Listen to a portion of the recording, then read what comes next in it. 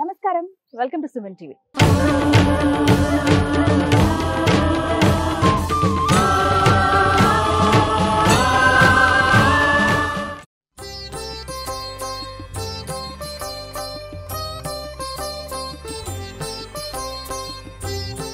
అత్యంత అరుదుగా మనం చూసేటువంటి కల్పవృక్ష నారసింహ సాలగ్రామ దర్శనానికి నేను వచ్చేసానండి. ఈ సాలగ్రామం ప్రత్యేకత ఏంటో తెలుసా? ఇప్పుడు మనం చూడబోయేది స్వయంగా ఆ నరసింహస్వామి వారి అత్యుత్తమ భక్తుడైనటువంటి ఒక వైష్ణవోత్తముడికి ప్రసాదంగా ఇచ్చారండి. ఇదే నా రూపం, నువ్వు ఇదే పూజించుకో అని చెప్పి. నిజంగా ఎంతటి మహద్భాగ్యమో కదా. 750 సంవత్సరాల క్రితం అందించినటువంటి ఆ సాలగ్రామాన్ని వారి వంశం వారు తరతరాలుగా వారిని రక్షించుకుంటూ కాపాడుకుంటూ పూజించుకుంటూ వస్తున్నారు. ఇప్పుడు మన భక్తులందరికీ కూడా దర్శనార్థం ఒక ఆశ్రమంలో పెట్టి పూజ చేస్తూ ఉన్నారు. నేను హైదరాబాద్ నుంచి మెయిన్ రావడానికి రీజన్ అదే. ప్రస్తుతం నేనున్నది భద్రాచలంలో. అగో ఆ రాముల వారి సన్నిధి దగ్గరే నేనున్నాను. ఆశ్రమం కూడా రాముల వారి గుడి దగ్గర నుంచి ఒక 100 మీటర్లు ఉంటుందండి. ఒకటే దారి, స్ట్రెయిట్ రోడ్డు. అహోబిల మఠం అని మనకు కనిపిస్తుంది రామాలయానికి వస్తూ ఉంటే. అక్కడే మనకి కుడివైపున కనపడుతుంది. ఆశ్రమం పేరేంటంటే గోవింద కల్పవృక్ష నారసింహ సాలగ్రామ ఆశ్రమము. మరి ఇంకా ఒకసారి వెళ్ళి దర్శించుకుందామా? నాకు ఎప్పుడెప్పుడు ఆ మూర్తిని చూడాలన్న కోరికగా ఉంది. మీ అందరికీ కూడా చూపించాలని ఉంది. ఆలస్యం చేయదు, మరి వెళ్దామా? రండి.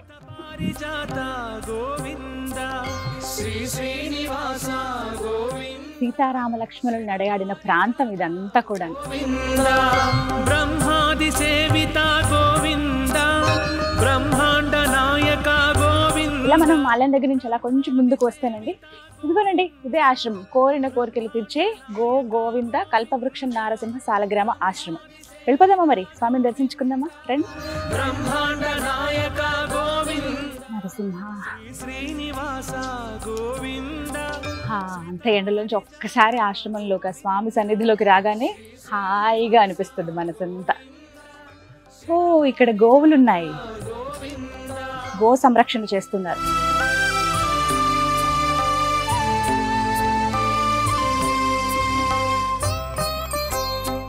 ఇక్కడ ప్రత్యేకమైనది గోవుకి అలాగే ఆ గోవిందుడికి ఒకేసారి ప్రదక్షిణ చేయొచ్చు, అలాగే దండం కూడా పెట్టుకోవచ్చు. ఒకే సన్నిధిలో ఉన్నారనమాట. సాధారణంగా మనం గోశాల ఎక్కడో పక్కన ఉండడం చూస్తాం, కానీ ఇక్కడ స్వామి పక్కగానే ఉంటాయన్నమాట. వేరే ఎక్కడో దూరంగా కాదు. ఎన్ని గోవులు ఉన్నాయో వీటికి ప్రతినిత్యం పూజ అవి చేస్తూ ఉంటారు. ఇక్కడ దగ్గర దగ్గర ఒక 18 ఆవుల వరకు ఉన్నాయండి. వీళ్ళు మొత్తం ఈ ఆశ్రమం తరపున ఒక 75 ఆవుల్ని వాళ్ళు సంరక్షిస్తూ ఉన్నారు. అవన్నీ కూడా వివిధ ఊర్లలో ఉన్నాయి. చిన్న చిన్న అంటే కొండ ప్రాంతంలో ఉండే ఏవైతే ఊర్లు ఉన్నాయో అక్కడ ఆలయాలు నిర్మించి కృష్ణ చైతన్య గారు అక్కడ కొన్ని ఆవులను అక్కడ పెట్టి అక్కడ వాటి సంరక్షణ చూపిస్తున్నారు అనమాట. వాళ్ళు అక్కడ చక్కగా చూసుకుంటున్నారు ఆవులు. ఇక్కడ ఎంత బుజ్జిగా చిన్న చిన్నవి భలే ఉన్నాయి చూడండి. అంటే ఇక్కడ చూసారా గరుకు స్తంభాలు ఇవన్నీ కూడా.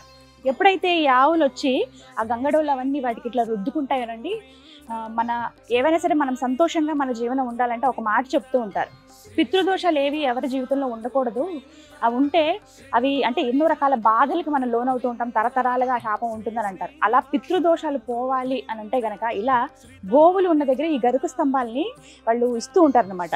వాళ్ళు ఆ స్తంభాలని వాళ్ళే చేయించి తీసుకొచ్చి ఇక్కడ ఇవ్వచ్చు భక్తులు, లేదంటే వీరికి చెప్పేస్తే వీళ్ళు ఎక్కడి నుంచి తీసుకొచ్చి ఇక్కడ ప్రతిష్ఠిస్తారు. ఆ స్తంభాలు ఏవైతే ఉన్నాయో వాటికి వచ్చి అవి రాసుకున్నప్పుడు ఎన్ని వెంట్రుకలు అయితే రాలతాయో ఆ ఆవు నుంచి అన్ని బాధలు, అన్ని వారు ఏమైనా తప్పులు చేసిన ఏమైనా దోషాలు ఉన్నాయి ఇవన్నీ కూడా నివారణ అయిపోతాయి అన్నమాట. అది ఎంత మహద్భాగ్యమే కదా. మనం సాధారణంగా మనం చేయలేనిది ఆ గోవులోనే సకల దేవతలు కొలువై ఉంటాయని చెప్తారు. ఆ గోవు ద్వారా మన పితృదోషాలు ఏవైతే ఉన్నాయో అవన్నీ పోతాయి అన్నమాట.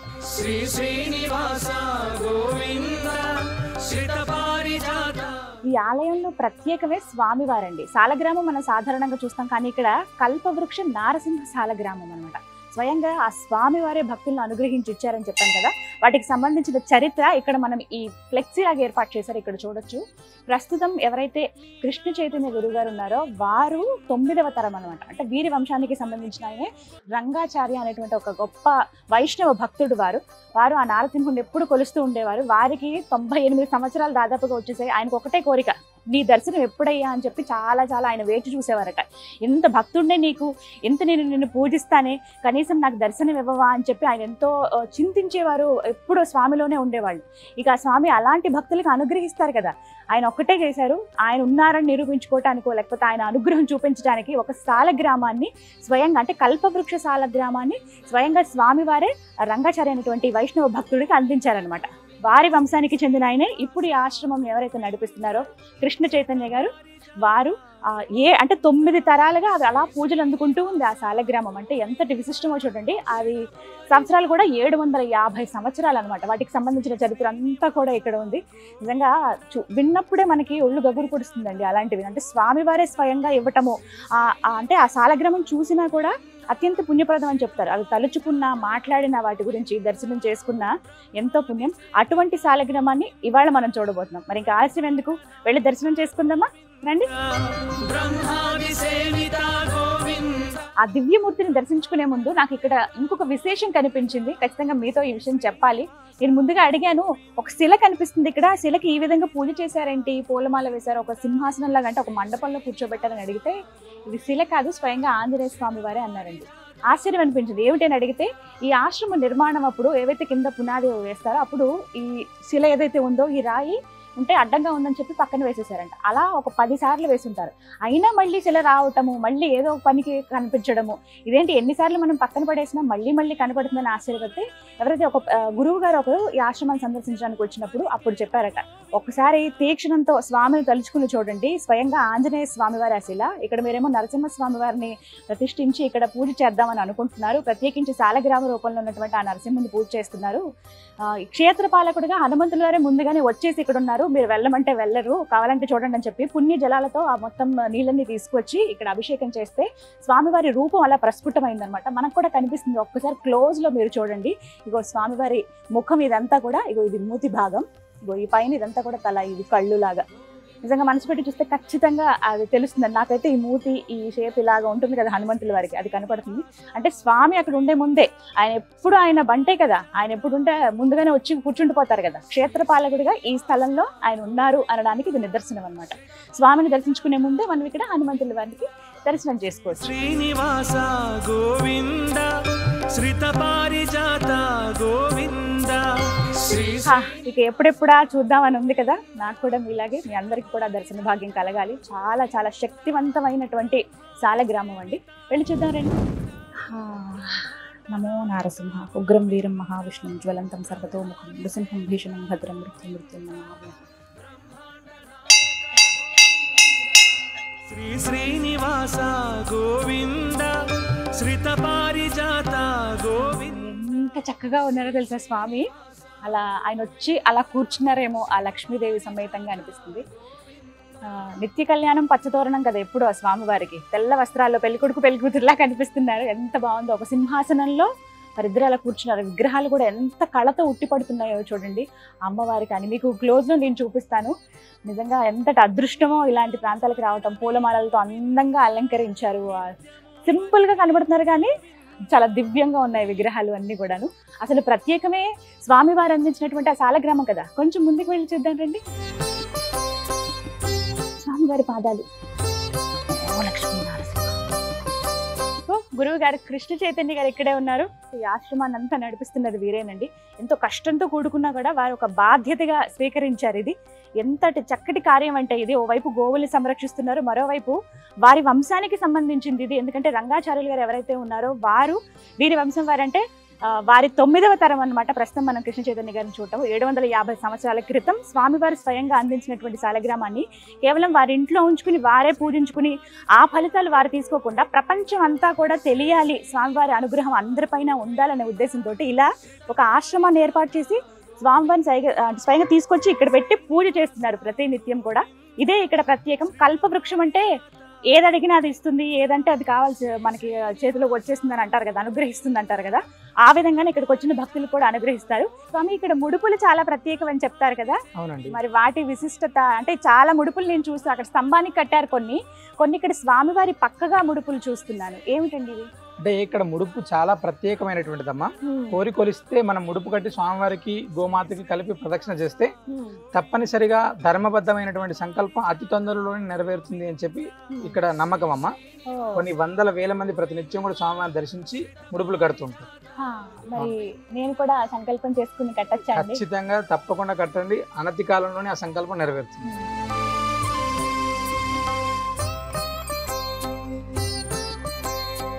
ఈ కల్పవృక్ష నారసింహ సాలగ్రామ ఆశ్రమంలో విశేషం ఏంటి అని అంటే చాలా ప్రత్యేకంగా చెప్తారు. ముడుపులు ఎవరైతే ముడుపులు కడతారో వారి కోరికలు ఖచ్చితంగా నెరవేరుతాయని, అలా వచ్చి మళ్ళీ దర్శనం చేసుకున్న వాళ్ళు కూడా చాలా మంది ఉన్నారని.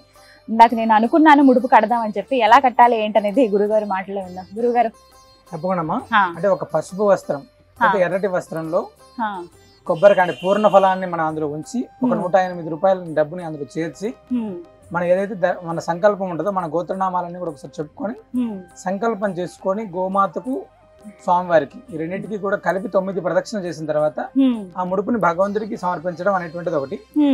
ఇదే ముడుపు ఇక్కడ ఒక రోజు రాత్రి అంతా కూడా స్వామివారి దగ్గర ఉంటాయి. మరుసటి రోజు అక్కడ నృసింహ స్తంభానికి మనం ఆ యొక్క ముడుపుని కట్టేస్తాం. అలా కట్టినటువంటి ఆ ముడుపుని అమావాస్య ముందు రోజు దాకా ఉంచుతామమ్మా.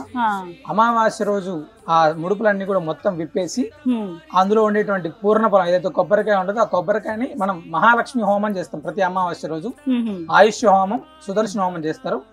వీటిని సమిధలుగా ఆ కొబ్బరికాయలన్నింటినీ కూడా మనం హోమంలో సమర్పిస్తాం. అందులో వేసేస్తారన్న ప్రతి ఒక్క కొబ్బరికాయని అందులో వేసేస్తాం. తప్పకుండా కట్టండి. ఇదిగోండి, మీరు కూడా ముడుపు కట్టండి. బ్రహ్మాది సేవిత గోవింద, బ్రహ్మాండ నాయక గోవింద, శ్రీ శ్రీనివాస గోవింద, శ్రిత పారిజాత గోవింద, శ్రీ శ్రీనివాస గోవింద, శ్రిత పారిజాత గోవింద.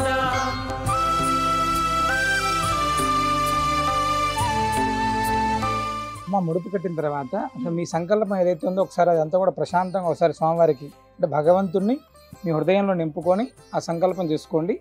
తర్వాత ప్రదక్షిణ చేయాలి. 9 ప్రదక్షిణ చేయాలి. తర్వాత తీసుకొచ్చి స్వామివారికి సమర్పించాలి.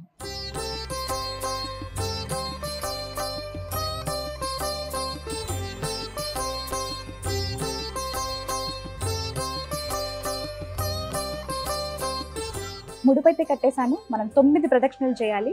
గోవుకి అలాగే గోవిందుడికి ఒకేసారి ఇక్కడ ప్రదక్షిణ చేయొచ్చు అనమాట. మొత్తం 9 ప్రదక్షిణ చేద్దాం.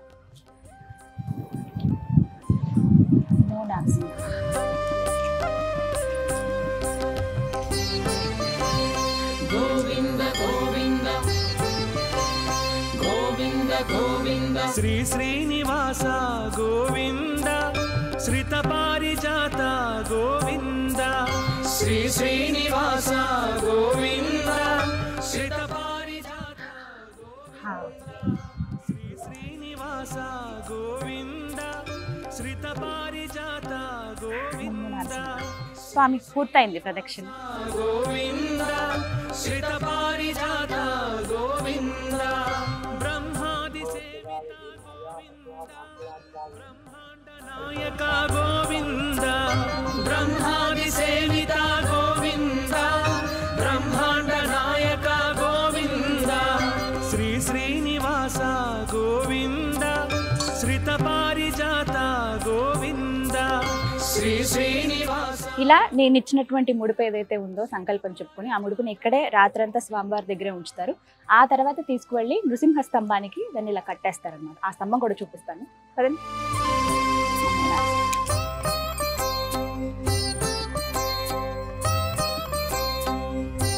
ఇది కూడా ఇక్కడే ఉంది నృసింహ స్తంభం.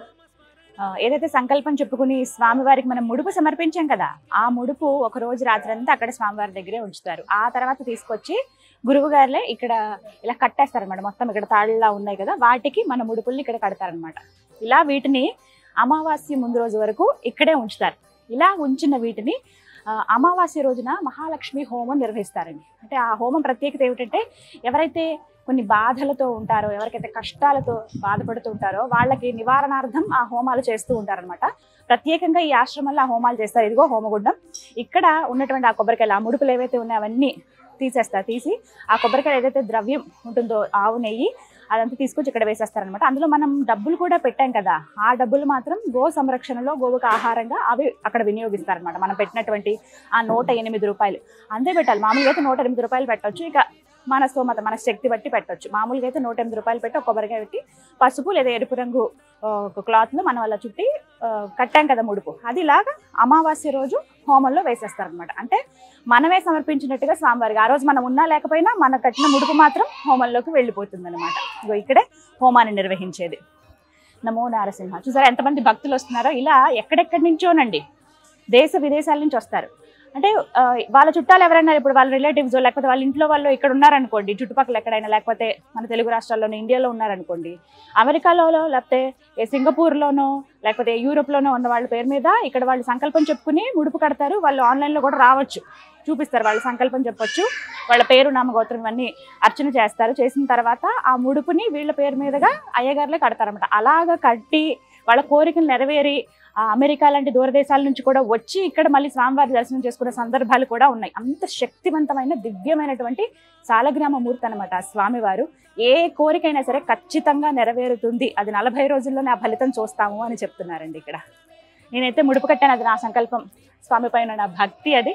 సో చూస్తున్నారు కదా, చాలా మంది భక్తులు రాముల వారి దర్శనానికి వస్తారండి. అలా రాముల వారిని దర్శనం చేసుకుని ఆ తర్వాత కల్పవృక్ష సాలగ్రామం కూడా, అంటే ఆ నారసింహుని కూడా దర్శనం చేసుకుని, ఎవరు కూడా పస్తులతో వెళ్ళిపోకూడదు, నా బిడ్డలుగా వచ్చిన వాళ్ళు మన ఇంటికి ఎవరైనా వస్తే ఆహారం పెడతాం కదా, అదే ఉద్దేశంతో స్వామివారి అన్న ప్రసాదాన్ని ఇక్కడ ఉచితంగా అందిస్తూ ఉన్నారండి. ప్రతి నిత్యం ఇక్కడ వందల మంది భోజనం చేసి వెళుతూ ఉంటారు.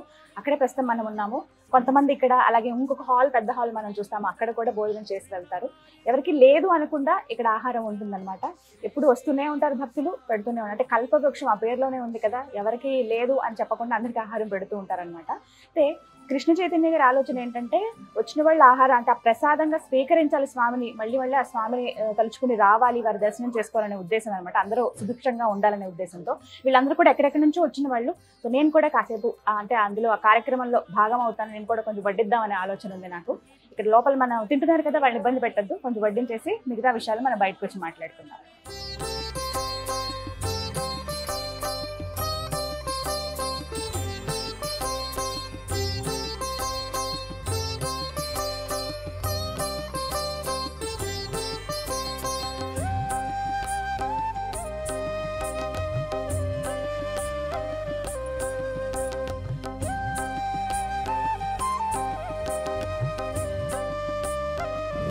స్వామివారి అన్నప్రసాదం ప్రతినిత్యం 500-600 మంది భోంచేసి వెళ్తూ ఉంటారు. చెప్పా కదా, ప్రత్యేకమైన సందర్భాలు ఉన్నప్పుడు ఉత్సవాలు అవి జరుగుతుంటాయి రాముల వారికి. అలాగే ఇక్కడ నరసింహస్వామి వారికి ఏమైనా కార్యక్రమాలు జరుగుతున్నాయి, ప్రత్యేకమైన పూజలు జరుగుతున్నాయి అన్నప్పుడు వేళల్లో వస్తూ ఉంటారు. ఇలాగే ప్రతినిత్యం ఇలాగ ఒక స్వీట్, స్వామివారికి మధురం అంటే చాలా ఇష్టం కదా, పరమాన్నం, పులిహోర, ఒక పచ్చడి, ఇదిగోండి అప్పడం, అన్నం, పప్పు, కూర అన్నీ ఉంటాయన్నమాట. చక్కగా కమ్మగా మన కడుపు నింపి పంపిస్తాడనమాట ఆ స్వామి. ఇగో ఇక నా ముందు కూడా ఉంది ఆ స్వామివారి ప్రసాదం. మీకు ఆలస్యం ఎందుకు, ప్రసాదం స్వీకరిద్దాం. నమో లక్ష్మీ నారసింహ. బ్రహ్మాండ నాయక గోవింద, బ్రహ్మాది సేవిత గోవింద, బ్రహ్మాండ నాయక గోవింద, శ్రీ శ్రీనివాస గోవింద. అంత కమ్మగా ఉంది తెలుసా, అద్భుతం అండి పరమాన్నం అయితే. శ్రీనివాస గోవింద, శ్రిత పారిజాత గోవింద. మీరు కనుక భద్రాచలం వస్తే, రాముల వారి దర్శనానికి వస్తే ఖచ్చితంగా ఈ కల్పవృక్ష నారసింహ సాలగ్రామ మూర్తిని కూడా దర్శనం చేసుకోండి. ఇక్కడ స్వామివారి ప్రసాదాన్ని కూడా స్వీకరించండి.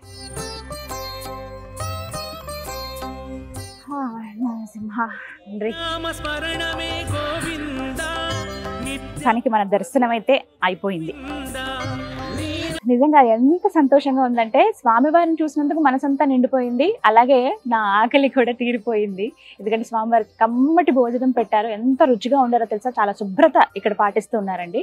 అందులో నువ్వు ఇంతమందికి అంటే ప్రతినిత్యం భోజనం పెట్టడం అంటే కత్తి మీద సామేది, కానీ అది అలా కంటిన్యూ చేస్తున్నారు కొన్ని సంవత్సరాలుగా. మీలో ఎవరైనా ఇలా స్వామివారికి మేము అన్నదానానికి సంబంధించి ఇద్దాం అనుకుంటున్నాం, డబ్బులు డొనేట్ చేద్దాం అనుకుంటే కనుక ఇవ్వచ్చు. మీకు నెంబర్ కూడా వెళ్ళి ఆశ్రమం డిస్ప్లే చేస్తాను. కృష్ణ చైతన్య గారు ఏదైతే కార్యక్రమం చేస్తున్నారో, ఆయన సంకల్పం ఏదైతే ఉందో వారికి మనం కూడా తోడుగా నిలుద్దాం. ఎందుకంటే చిన్న చిన్న కార్యక్రమాలకి మనం అంతంత లక్షలు ఖర్చు పెట్టి ఇంట్లో ఎలా చేస్తూ ఉంటాం. దాని బదులు దైవ సంకల్పంగా భావించి ఇలా చేస్తున్న వాళ్ళకి సహాయం చేస్తే మనం కూడా ఒక చేయూతనిస్తే ఇంకా బాగుంటుంది. నా వంతుగా అయితే నా ప్రయత్నం, నా అంటే స్వామికి ఇది నేనేదో అంటే దానం ఇస్తున్నాను అన్నట్టుగా కాదు, కానీ ఇది నా వంతుగా స్వామి నాకు ఎంత ఇచ్చినందుకు ఆయనకి నేను కృతజ్ఞతగా ఇద్దామని నేను కూడా నిర్ణయించుకున్నాను. అలా మీరు ఎవరన్నా ఇవ్వదలుచుకుంటే, సంకల్పించుకుంటే స్క్రీన్ మీద మీకు వారికి సంబంధించిన నెంబర్స్ ఇస్తాను. అలాగే అడ్రస్ కూడా కరెక్ట్గా ఇస్తాను, క్లియర్ అడ్రస్ ఇస్తాను. మీరు వచ్చి ఫస్ట్ ఆ సాలగ్రామ మూర్తిని దర్శనం చేసుకోండి, మీ కోరిక చెప్పుకోండి, ఖచ్చితంగా నెరవేరుతుంది. భద్రాద్రి రాముల వారి చెంతనే ఇక్కడ నరసింహస్వామి కూడా సాలగ్రామ మూర్తిగా కొలువై ఉన్నారు.